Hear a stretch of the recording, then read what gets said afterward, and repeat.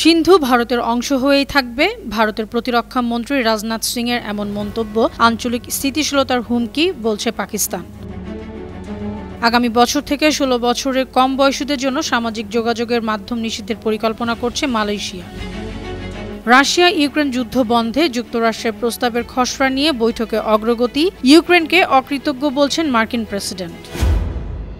এবার ভূমিকম্পে কাঁপল সৌদি আরব ও ইরাক। সৌদিতে কম্পনের মাত্রা ছিল রিখটার স্কেলে ৩.৪৩ এবং ইরাকে কেঁপেছে ৫.০৯ মাত্রায়।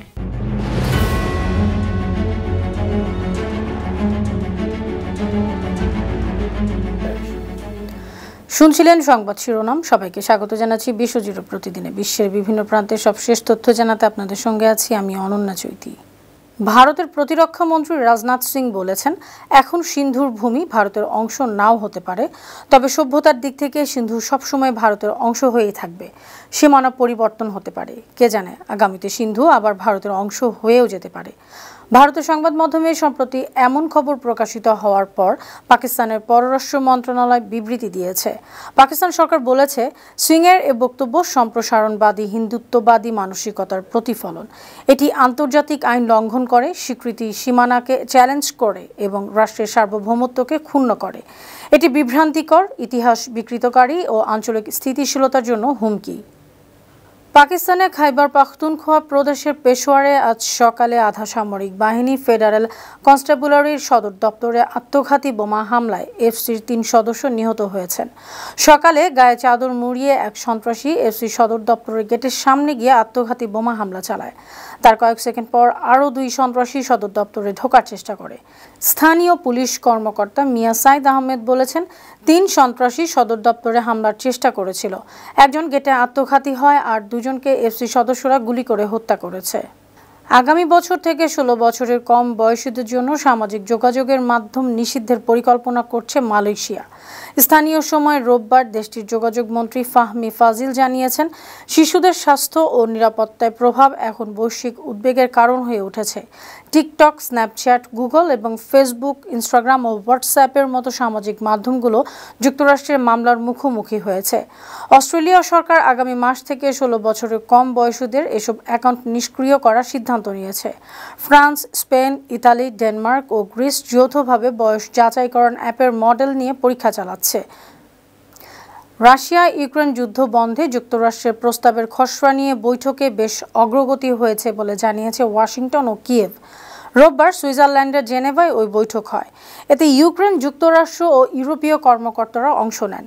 এ আলোচনায় সম্ভাব্য চুক্তিতে ইউক্রেনের সার্বভৌমত্ব অটুট রাখার উপর জোর দেওয়া হয়েছে। বৈঠক শেষে যৌথ বিবৃতি দেয় যুক্তরাষ্ট্র ও ইউক্রেন। এ বৈঠকের আগে সমালোচনা হয়েছিল রাশিয়া বেশি সুবিধা পাবে। পরে আলোচকরা একটি হালনাগাদ ও পরিমার্জিত শান্তি রূপরেখার খসড়া তৈরি করেন।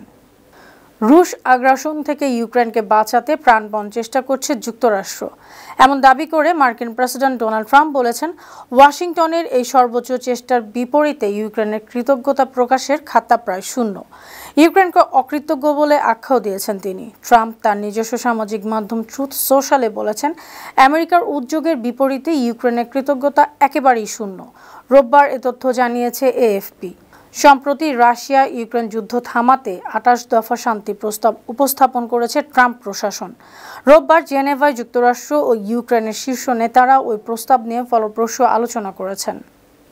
নাগরিকত্ব আইনের যুগান্তকারী পরিবর্তনের উদ্যোগ নিচ্ছে কানাডা সরকার। বিল সি-3 নামে পরিচিত এক নতুন আইন কার্যকর করবে দেশটি।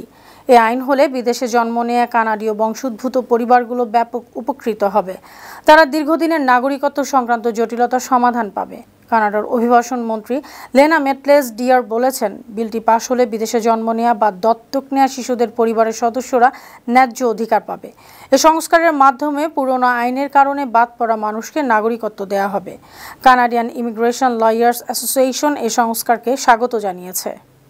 লেবাননের বৈরুতের দক্ষিণাঞ্চলে বিমান হামলা করে দেশটির শিয়া সংগঠন হিজবুল্লাহর শীর্ষ সামরিক নেতা হাইসাম আলী আল তাবতাবাইকে হত্যা করেছে ইসরায়েলি বাহিনী। কয়েক মাসের বিরতির পর দক্ষিণ বৈরুতে এই প্রথম বড় ধরনের হামলা করল ইসরায়েল। যুদ্ধবিরতির মধ্যেই এমন হামলা চালানো হলো।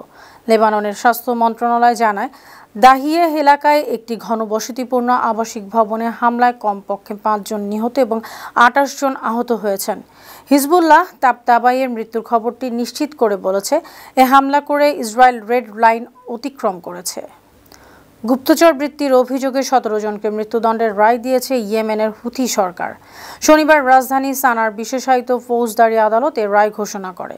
একই অভিযোগে আদালত একজন পুরুষ এবং একজন নারীকে 10 বছরের কারাদণ্ড দিয়েছে। সংবাদ সংস্থা সাবা জানিয়েছে, দণ্ডিতরা 2024-25 সালে ইয়েমেনের শত্রু বিদেশি দেশগুলোর পক্ষে গুপ্তচর বৃত্তি করেছে। তারা আমেরিকান, ইসরায়েলি এবং সৌদি গোয়েন্দা সংস্থার সঙ্গে যুক্ত একটি গুপ্তচর নেটওয়ার্কে জড়িত ছিল। সৌদি আরব, ব্রিটেন এবং যুক্তরাষ্ট্রের গোয়েন্দা কর্মকর্তা ছাড়াও তারা ইসরায়েলের গোয়েন্দা সংস্থা মোসাদকে সহযোগিতা করেছে।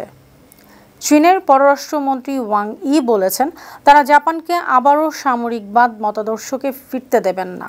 বেইজিংয়ে এক চীন নীতির ওপর আন্তর্জাতিক ঐক্যমত্য বজায় রাখতে কাজ করবে।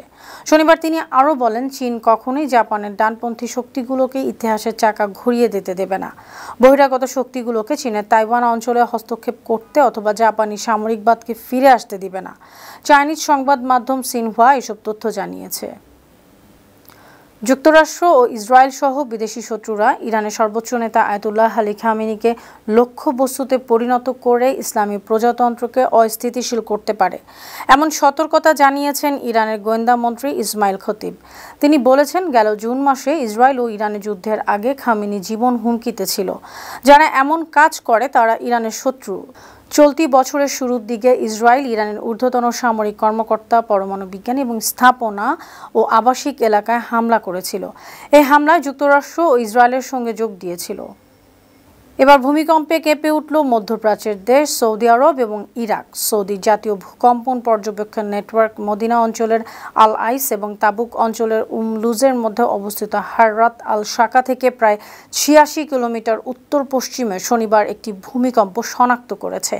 রিক্টার স্কেলে এর কম্পনের মাত্রা ছিল 3.43। হাররাত আল শাকা সৌদি আরবের সবচেয়ে বড় আগ্নেয়গিরি লাভা ক্ষেত্রগুলোর মধ্যে একটি। একই দিন ইরাকে আরেকটি ভূমিকম্প হয়, এর মাত্রা ছিল রিক্টার স্কেলে 5.09। সৌদি গেজেট এসব তথ্য জানিয়েছে।